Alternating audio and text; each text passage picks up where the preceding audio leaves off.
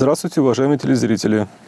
Я заместитель прокурора Ибрисимского района Чувашской Республики Багаудинов Азат Мисаитович. Доведу до вашего сведения изменения законодательства, которые вступили в силу с 2017 года.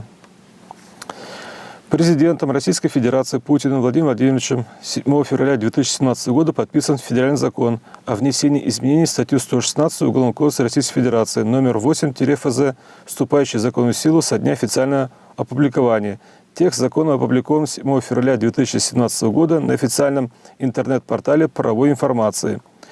В новой редакции уголовная ответственность по статье 116 УК Российской Федерации предусмотрена за побои или иные насильственные действия, но не повлекшие последствия указанной статьи 115 УК Российской Федерации, совершенные из хулиганских побуждений, а равно по мотивам политической, идеологической, расовой, национальной или религиозной ненависти или вражды, либо по мотивам ненависти или вражды в отношении какой-либо социальной группы. Таким образом, в отличие от предыдущей редакции статьи 116 УК Российской Федерации, введенной в действие федеральным законом от 3 июля 2016 года номер 323-ФЗ, и с объективной стороны состава преступления законодателем исключен признак совершения указанных действий в отношении близких лиц.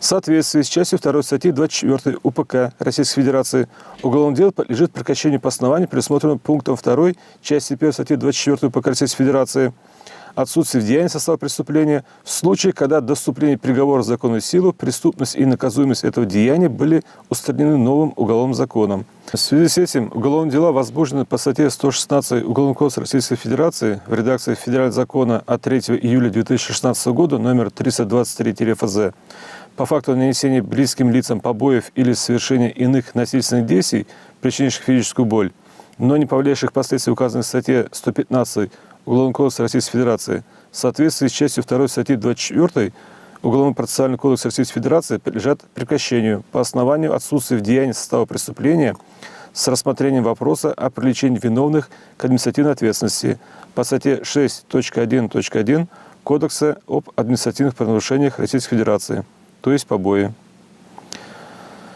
Повторное нанесение телесных повреждений близким лицам будет караться уже в соответствии с уголовным законом. Спасибо за внимание.